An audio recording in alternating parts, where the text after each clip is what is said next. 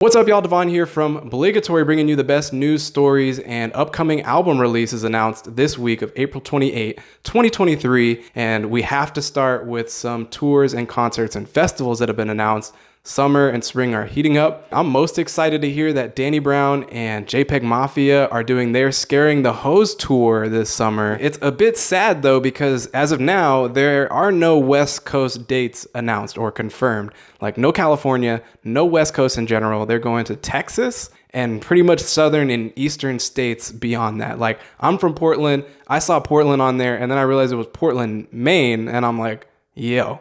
Bummer. But again, hopefully maybe in the future, they're going to add some dates. I think it would be really cool to see Red Veil go with them, at least on some of the dates, given that him and JPEG have been working together and he is on this album. And just a side note is something I'm also thinking about too, like how are they going to go about actually performing their sets? Like, are they going to do solo sets? Are they going to rock the stage entirely together and still do some of their solo material? Or will they pretty much just do the album? I would be happy with any of that. They're both great performers. If you were to go see them, if you are going to go see them, how do you want to see them handle that element of it? Comment down below. We also got Black Country New Road announcing 18 stops along North America, including 3 in Canada and in most of the major metropolitan areas in the US. This is going to be sandwiched in between 2 pretty significant legs of like an international tour they've already announced. And then this one also has kind of an interesting side note to it too, right? Like Isaac Wood, the lead vocalist and songwriter for this group, departed after Ants From Up There was released. So how do they go about reincorporating and repackaging this music and performing it? Is there any possibility that we get new music around this time as well? Does that kind of help figure that out? Sidebar story here. I've seen Brockhampton twice. Once in 2019 after the release of Saturation 3 when Amir was still in the group.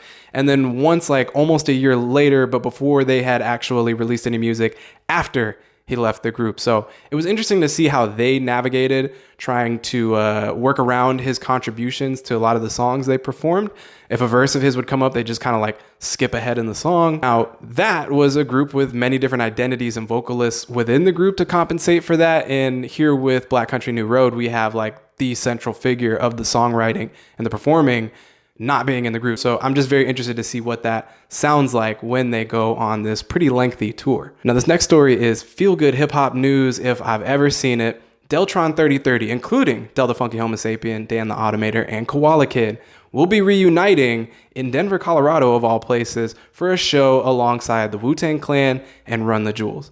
Now, that right there, that bill is like 3 of the greatest hip-hop groups of all time coming together for one show. And as if it wasn't just good enough for them to come back together, Del actually hinted in an interview with Rock the Bells that maybe, possibly, potentially, we could get some new Deltron 3030 music in the future. Last but not least, in concert and festival news, we got Rock the Bells announcing their lineup for 2023. This is an annual show they do in Queens, New York, and it pays homage to hip-hop legends and pioneers. Queen Latifah, Ludacris, De La Soul, Method and Redman, Rakim, MC Lyte, and so many other legends. Next up, we got a few upcoming releases that I think we should all be really excited about and in tune with. RTJ5, Run the Jewels 5. Is it being worked on? Killer Mike just announced and confirmed that they are in the early stages of creating that album. Now, it's also been confirmed that he is releasing his own solo album on June 16th titled Michael.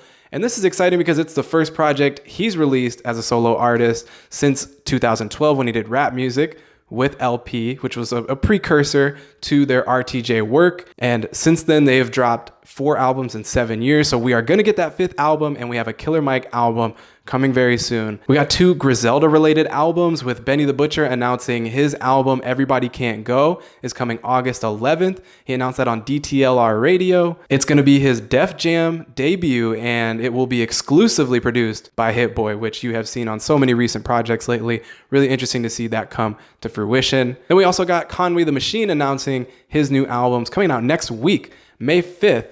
And it's going to be on his Drumwork imprint on the Empire label. It's called Won't He Do It. We got a track list as well with Westside Gun, Juicy J, Ransom, Sauce Walker, Fabulous, and more guest features, as well as production from Juicy J. We got Justice League on the single that just dropped this week, and Derringer, and more. So You know me, I'm a big Griselda head, and I'm pretty excited to listen to both of those. But what do you think about those, especially with Benny and the Hit Boy thing? Now, not only do we have some exciting forthcoming releases, but the music that came out today or during this week was pretty interesting as well. I think the biggest name of any of these has to be Jack Harlow. His new album, Jackman, is out, and without being reductive, if Come Home the Kids Miss You was his Drake album, this is like his J. Cole album. It's going to be a little bit more soul production infused and hip hop focused. And we'll see if Jack can continue to prove himself as a rapper and as a hip hop head. But the album I was most excited to hear this week is the new Indigo de Souza album. She is an indie pop, indie rock artist with a couple albums under her belt already. This new album tries to expand its sound a little bit beyond those confines with some synth pop and some steel guitars that whine like you would hear in an alt country song, like in some Faye Webster music. But I think the bread and butter for this album is mostly what was proven in her previous releases, though she does step that up to a degree. The way that songs on this album transition from really soft, sweet, beautiful, and patient to very emotionally cathartic and loud and noisy and pretty in your face, it happens at a moment's notice. So I definitely recommend this to anyone who's liked any of her previous music, but if you haven't heard of her yet, this is a great one to start with as well. We also got new music from Beach House. Like spring, summer, it does not always strike me as Beach House season, but if you know me, you know they are very near and dear to my music heart. So I'm going to be listening to that. Another big release this week, The National came out with their album, The First Two Pages of Frankenstein. Strange title, don't really get it, haven't listened to the album yet, but they are going on tour with Soccer Mommy, and I kind of hope I can see them this summer sometime as well. And finally, in the albums department, we got Mac DeMarco dropping 199 songs on our heads earlier this week in the project called One Wayne G. Now, he's already announced that there's like a boatload more coming in a part 2 soon. So as if that wasn't enough, we're getting more. Now, this track list is like completely unfiltered, unorganized, and indistinguished. All the track titles are numbers. This is another one that I haven't jumped in yet because it's over 6 hours, but let me know. Have you listened to it? Have you tried? How far did you get? How good was it? Which songs should I jump in on? Drop that down in the comments, please. As for the singles of the week, nothing too crazy, although we did get a Thundercat and Tame Impala collab that I just did not see coming. The track's pretty good. We got a new single out from Lucki that I really like, and then Slum Village, like the Slum Village from Detroit that had Jay Dilla in the group and used to work with Kanye West. Yes, them. They have a new song out with Larry June and the Dramatics. It's amazing. And I'm wondering if they are cooking up something new and what's happening with them. Then we got Angel Olsen. She's been dropping single after single, and it seems like she's gearing up for an album coming out here soon. We got a new Arca single, and then we got this Your Old Droog and Madlib single from their forthcoming album. Yes, they are working on a collab album together, and that should be pretty good. We are currently accepting votes for album reviews for Scaring the Hoes, Lana Del Rey's new album, 10-year anniversary of Wolf by Tyler, the Creator. That's wild.